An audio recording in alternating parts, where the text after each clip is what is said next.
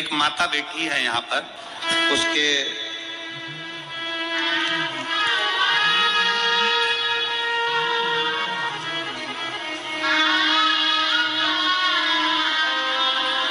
शंकर जी की पूजन करती है, शंकर जी की अनुष्ठान करती है। शंकर जी को जब से शिव महापुराण की कथा सुनना चालू करा, उसने शिव जी को इतना मान लिया कि शिव मेरा पिता है, शंकर मेरा बाप है। उसकी लड़की थी और डॉक्टर ने कह दिया था कि अब तुम कोई चांस ना ले, तुम्हारे को बच्चे नहीं होंगे, बच्चे के लिए चांस ना ले।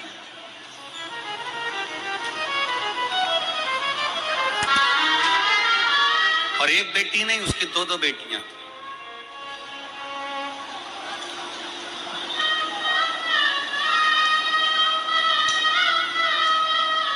उसने कह दिया अपने परिवार वालों से कि डॉक्टर ने कह दिया कि मुझे अब औलाद नहीं होगी, संतान का चांस नहीं लेना है, मेरे को दो लड़कियां हो गई।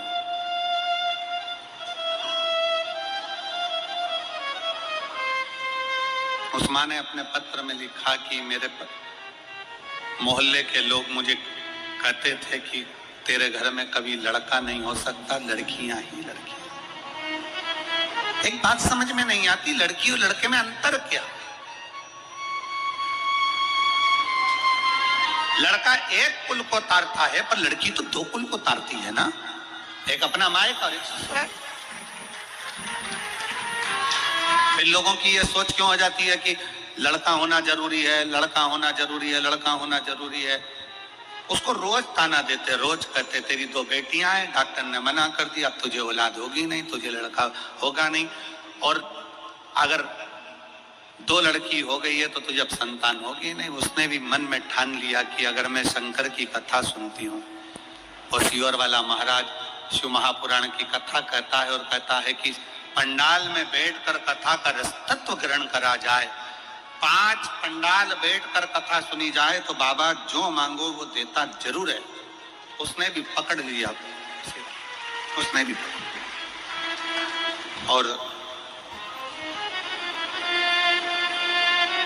सुलोचना चंद्रा पति पुनीराम चंद्रा, ग्राम करमंडी, जिला जांजगीर चांपा, छत्तीसगढ़ की निवासी हूं। कहीं बैठी हो तो हाथ हिला सकती हूँ, कहीं बैठी हो तो हाथ हिला सकती हूँ। सुलोचना चंद्रा पति पुनीराम चंद्रा, ग्राम पुनमंडी, जिला जांजगीर चांपा, छत्तीसगढ़ की निवासी हूँ। गुरुदेव, कहीं बैठी हो तो हाथ हिला सकती हूँ। मैंने 5 पंडाल में कथा सुनी, केवल मेरे मोहल्ले के लोगों ने मुझे ताना दिया, इसलिए मैं 5 पंडाल कथा सुनने के लिए गई। गुरुदेव, बालोदा, कोकड़ी, तिल्दा नेवरा,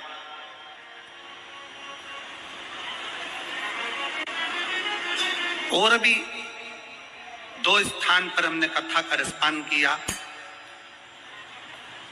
5 कथा जब पूर्ण हुई तब मेरा गर्व ठहरा। हम डॉक्टर को दिखाने गए तो डॉक्टर कहता है कि ये हो नहीं सकता कि तुम्हें औलाद हो जाए, संतान। संतान का सुख, गर्व ठहरा। और मैंने मेरे भोले बाबा से 5 पंडाल में बैठकर कहा था कि मेरे मोहल्ले के लोग कहते हैं मुझे पुत्र नहीं होगा, पुत्र नहीं होगा।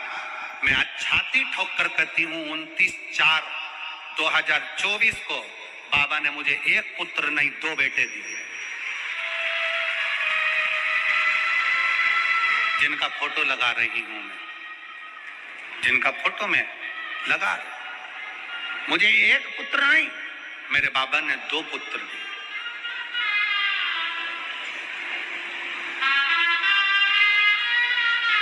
अगर दोनों बेटों को लेकर आई हो तो व्यासपीठ पर लेकर आ सकती हैं। अगर कहीं बैठी हो, सुलोचना चंद्रा पति पुनीराम चंद्रा, करमणी, जिला जांजगीर चांपा से अगर कहीं बैठी हो तो दोनों बेटों को लेकर आ सकती। शंकर का भरोसा किसको कहते हैं? अगला एक भाव आया है, उज्जैन की रहने वाली हूं, मेरा नाम सोनू पांचाल है। मुझे 2 पुत्री थी, मुझे पुत्र की कामना थी, संतान नहीं हो रही थी। फिर मेरी बहन ने कहा कि सबकी मनोकामना पूर्ण करते हैं, पशुपति व्रत करना प्रारंभ कर। मैंने कामना कर कर पशुपतिनाथ का व्रत करना प्रारंभ किया और बाबा शंकर की कृपा से 3 महीने में ही बाबा ने मुझे प्रसाद के रूप में गर्भ ठहरा दिया। मेरे पशुपतिनाथ चल रहे थे और मेरा गर्भ था। सोनोग्राफी कराई, समय आया, बच्चा जब बढ़ता चले गया तो सोनोग्राफी के अंतर्गत बच्चे की धड़कन नहीं आई। डॉक्टर ने कह दिया इस बच्चे की धड़कन नहीं है, इसको सफा करवा दीजिए, और डॉक्टर ने सफाई का कह दिया। 15 दिन डॉक्टर ने दिया, इस 15 दिन के अंदर बच्चे की सफाई कराना जरूरी है क्योंकि इसकी धड़कन नहीं है। हमने 2 या 3 डॉक्टर को उज्जैन के दिखाया, इंदौर दिखाया, पर सभी डॉक्टरों ने कहा इसकी धड़कन नहीं है, इस बच्चे को आप साफ करवा दीजिए। अब करें क्या? रिश्तेदार बोले एक काम करो, किसी को सीहोर भेजते हैं, वहां से रुद्राक्ष बुलवाते हैं। सीहोर वाला महाराज कहता है रुद्राक्ष का जल पीने से सब दुख दूर होते हैं। हम परिवार का व्यक्ति को रुद्राक्ष लेने सीहोर भेजा और बच्चे की फाइल दिखाकर एक रुद्राक्ष लेकर आया, उसको पानी में गलाते शिव जी को चढ़ाते। 15 दिन डॉक्टर ने दिए थे, 15 दिन हमने भी महादेव के चरणों में रख दिए। 15 दिन बाबा का उस चढ़ा हुआ जल को पिलाना चालू करा और 15 दिन के बाद जब सोनोग्राफी करवाई तो बच्चे की धड़कन वापिस आ गई थी। बच्चे का जन्म हुआ है, उसका फोटो लगा रही हूं गुरुदेव, आपका आशीर्वाद, बाबा की कृपा, उस बच्चे का फोटो का आप दर्शन कर सकते हैं। बच्चा पूर्ण तरह से स्वस्थ है, उसकी धड़कन मेरे बाबा ने वापिस दे दी। बहुत बहुत साधुवाद। श्री शिवाय। उत्तरदा एकादशी पूरे साल में 2 बार आती है, एक श्रावण के महीने में आती है, दूसरी कोषाधिक्रम में। जिस नारी को संतान नहीं हो रही हो, बहुत प्रयास कर लिया हो, उत्तरदा एकादशी पूरे साल में 2 बार आती है, एक श्रावण के महीने में आती है, दूसरी कोषाधिक्रम में। उत्तरदा एकादशी होती है, ये संतान की वृद्धि करने वाली होती है। शंकर जी के मंदिर में जाकर, भगवान शिव के मंदिर में पूजन करके घी का 1 कटोरी में घी और 1 कटोरी में खीर शंकर के सामने रख देते हैं। भगवान शंकर के मंदिर पर चौखट पर घी का दिया लगा देते हैं। शंकर जी की चढ़ी हुई 1 बेलपत्र साथ में रखें और 1 बेलपत्र को उठाकर शंकर जी के मंदिर की चौखट पे ही बैठकर चबा चबा कर खा लेते हैं। जो 1 बेलपत्र लेकर आए हैं वो अपने पति को खिला देते हैं। कहते हैं उत्तरदा एकादशी के दिन ये कर लेने पर संतान की प्राप्ति हो जाती है, पुत्र की प्राप्ति हो जाती है।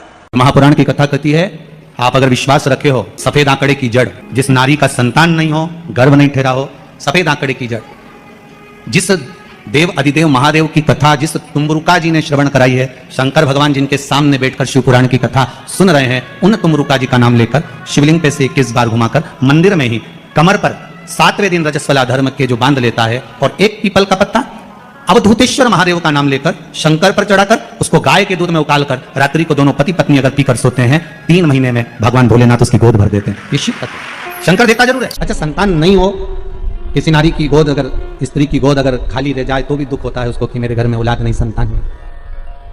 हम कई बार कहे, आज फिर कहते हैं, ये टेस्ट भी बाद में कराना, सारी जांचें बाद में कराना, एक बार शंकर का भजन कर कर देखना।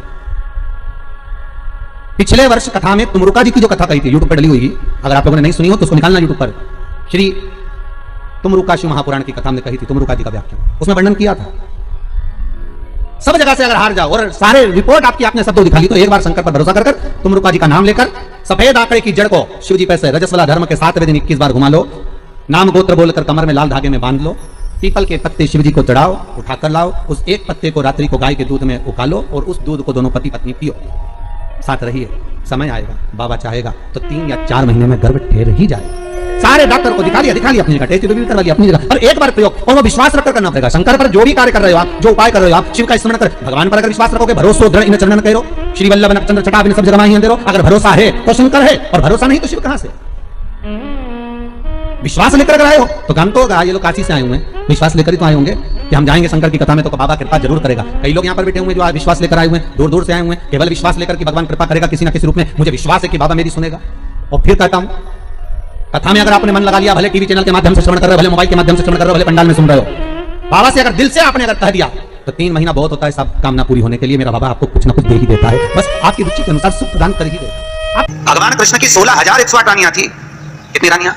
जम के बोलो जरा, 16,108। और 16,108 रानियां होने पर भी भगवान कृष्ण की यहाँ जब औलाद नहीं हुई तब भगवान कृष्ण ने अपने गुरु गर्गाचार्य बाबा को बुलवाया और द्वारकापुरी में बुलवाकर पूछा, गुरुदेव मेरी 16,108 रानियों से औलाद नहीं होती, संतान नहीं होती, मैं क्या करूं? गर्गाचार्य बाबा ने कहा, तुम चिंता मत करो, पार्थिव शिवलिंग का निर्माण करो। शंकर भगवान के शिवलिंग का निर्माण कर एक एक रानी के साथ में 11 दिन तक बैठकर शिव जी का अभिषेक करो। और पार्थिव शिवलिंग का निर्माण गर्गाचार्य बाबा के कहने पर भगवान कृष्ण ने करा। एक एक रानी के साथ में 11 दिन तक भगवान शिव का अभिषेक करा। तब भगवान शंकर प्रकट हो गए और शिव जी प्रकट होकर बोले, कन्हैया मांगो तुम्हें क्या चाहिए? शंकर भगवान ने जब कहा, कृष्ण बोले, मेरे यहाँ औलाद नहीं है। शिव जी ने कहा, क्यों चिंता करते हो? तुमने 11 दिन तक एक एक रानी के साथ में बैठकर मेरा अभिषेक करा है। जाओ मैं तुम्हें वर प्रदान करता हूं कि एक एक रानी से तुम्हें 11 संतान होगी और 1,77,186 भगवान कृष्ण के बच्चे हुए। ये शंकर जी की कृपा से। अब तुम्हें कितने चाहिए बोलो? भगवान कृष्ण के यहाँ अगर औलाद हुई तो किसकी कृपा से? अरे बोलो, बोले कौन होगा ऐसा? कितना करुणामय, कितना दयालु, कितना आनंद देने वाला। ब्रह्मलोक के देवता भगवान ब्रह्मा, वैकुंठ के देवता भगवान विष्णु, और पृथ्वी का देवता अगर कोई है, इस मृत्यु लोक का अगर कोई देव है तो वो देवों का देव पृथ्वी का देव, मृत्यु लोक का देव है महादेव। शंकर जी कहते हैं, भले तू ब्रह्मा को भज, चाहे तेरी मर्जी पड़े नारायण को भज, पर मृत्यु लोक का देव तो मैं हूं। पाला तो मुझसे पड़ना है ना, तब निपटूंगा तेरे से। अभी तू जा। फिर पाला कब पड़ता है? जब थोड़ी सी भी दिक्कत आ जाए, परेशानी आ जाए, एक्सीडेंट हो जाए, ब्लड प्रेशर ऊंचा नीचा हो जाए, शुगर बढ़ जाए, अटैक आ जाए, तब सीधे पंडित जी को फोन लगा के बोले, महामृत्युंजय का पाठ करा दो। शंकर जी बोले, अब आया मेरे पाले में, अब आया। और लगे सब पाठ करने के लिए। भगवान नारायण का अगर विवाह भी कराने वाला कोई है लक्ष्मी से तो वो मेरा शिव ही है। कौन कराया था विवाह? शंकर। क्या नाम है माता लक्ष्मी की, माता जी का? अरे यही तो कोई ऊपर बोल रहा था, गुरुजी हमारे गुलबर्गा में तो खूब कथा होती है। आपका मालूम है गुरुजी, खूब कथा हुई हमारे यहाँ, खूब कथा चले। हमने कहा अच्छी बात है, बताओ जल्दी से माता लक्ष्मी जी की माँ का नाम क्या? बोलो तो। हर हर महादेव। माता लक्ष्मी की माँ का नाम था ख्याति देवी। क्या नाम था? ख्याति देवी। कितनी लक्ष्मी हुई? अष्टलक्ष्मी। उसमें से नारायण को कितनी लक्ष्मी भी आई? 2 लक्ष्मी। एक माता ख्याति की पुत्री श्री लक्ष्मी और दूसरी समुद्र देवता की बेटी लक्ष्मी महालक्ष्मी। ये 2 लक्ष्मियां भगवान नारायण को भी आई। कौन कौन सी लक्ष्मी भी आई? जम के बोलो। एक श्री लक्ष्मी, कौन है ये? माता ख्याति की बेटी। और दूसरे नंबर पर महालक्ष्मी, कौन है ये? समुद्र देवता की बेटी। अब जिस नारायण भगवान के साथ में मंदिर में लक्ष्मी जी की पूजन करते हो, वो लक्ष्मी दोनों में से कौन सी? बोलो जल्दी। महालक्ष्मी तो मात्र 7 दिन तक भगवान नारायण के साथ रुकी थी, और 7 दिन रुकने के बाद में जब श्री लक्ष्मी ने भगवान शिव से जाकर निवेदन करा, भोलेनाथ मेरे प्रभु नारायण का विवाह समुद्र देवता की बेटी महालक्ष्मी के साथ भी हुआ है, आप करुणा करिए। तब भगवान भोलेनाथ ने पार्वती जी का एक मंगल सुमंगल आनंदमय तीज का व्रत बताया। तीज का व्रत जब श्री लक्ष्मी ने करा, वो व्रत आज भी माताएं करती है, निमाणी की पूजन करती है, आज भी सत्तू बनाती है। और 3 तरह का सत्तू बनता है, आटा का, बेसन का और चावल का। तीनों का अलग अलग प्रमाण है, कल आपको कथा में बताएंगे कि आटे के सत्तू का क्या प्रमाण है। और आपको मालूम हो तो आप हमें बता देना, उसमें कोई दिक्कत वाली बात नहीं हो। और कथा तो ऐसी चलेगी, आधी हम बातें आधी तुम बात देना। आटे का सत्तू, चने की दाल का सत्तू और चावल का सत्तू, ये तीनों क्यों बनते हैं? और सत्तू भी बनाओ तो चक्की ऐसा बना लो, पर पिंडा बनाना क्यों जरूरी होता है? वो पिंडे का क्या महत्व है? और श्री लक्ष्मी और महालक्ष्मी की कथा में वर्णन है दोनों। वो कथा कल आएगी, उसको हम कर लेंगे। पर आज जो कथा चल रही है कि श्री लक्ष्मी को माता पार्वती जी का विवाह, सुंदर व्रत बताया, और उस व्रत को माता पार्वती ने करा। और उस व्रत को माता श्री लक्ष्मी ने जब करा, पार्वती के व्रत का हो, तब माता श्री लक्ष्मी और महालक्ष्मी दोनों एक हुई और एक होकर नारायण के साथ में जाकर विराजमान हुई। आज भी जो माता लक्ष्मी का एक हाथ नीचे है और कमल का पुष्प पकड़ी है, वो लक्ष्मी जी का महालक्ष्मी दर्शन है। और माता अगर हाथ देर से इशारा कर आशीर्वाद दे रही है, वो श्री लक्ष्मी का भाग है। माता 2 भाग, 2 भाग में आज बाबा भोलेनाथ की कथा करें। करुणा सागर भगवान शिव जो आनंद की राशि हैं, मृत्यु लोक का जो देव है महादेव, पृथ्वी पर रहने वाले जीवों को कष्ट ना हो, उनको सुख ही देने वाला, सदा प्रसन्नता प्रदान करने वाला। बद्रीनाथ किसका था? जिस बद्रीनाथ में नारायण बैठे हुए हैं, आप लोग बोलते हैं ना बद्री विशाल भगवान की, अच्छे से बोलो, बद्री विशाल भगवान की। कौन बैठा बद्री विशाल में? अरे बोल दो। तुम तो बोलने में भी घबराने लगे कि महाराज ना जाने क्या बोल देगा, पर ठीक है। कौन बैठे वहां पर? नारायण बैठे कि नहीं बैठे? तो वो बद्री विशाल किसका था? जिस बद्री विशाल के मंदिर में बद्री विशाल बैठे हैं, भगवान नारायण विराजमान है, वो बद्रीनाथ की भूमि किसकी थी? भगवान शिव और पार्वती का निज घर था। शिव और पार्वती वहां निवास करते थे, शंकर और पार्वती वहां रहते थे। एक बार भगवान नारायण के साथ में लक्ष्मी मैया भ्रमण के लिए निकली बद्रिकाश्रम, अलकनंदा नदी के तट पर।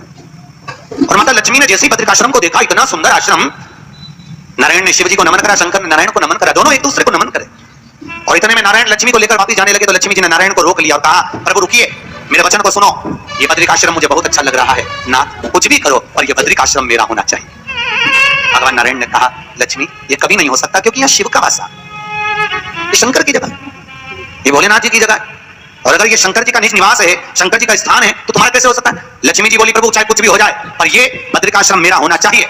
लक्ष्मी जी जिद पेड़ दे होता है, या पत्नी अगर जिद पेड़ जाए तो तुम्हें तो मालूम है आधी रात के मेडिकल खुलवा के बाम किसी से लेके आए, वो तो बद्रिकाश्रम। लक्ष्मी जी जिद पर अड़ गई। भगवान नारायण ने लक्ष्मी को खूब समझाया क्यों वो उपद्रव करती है, लक्ष्मी मान जा, वो अपना नहीं है, जो अपना नहीं है वो अपना कैसे हो सकता है? नहीं प्रभु मुझे तो वो बद्रिकाश्रम भाग गया और मुझे चाहिए, चाहे कुछ भी करो। और देखो अगर भाग्य में है, किस्मत में है तो जरूर मिलता, जरूर।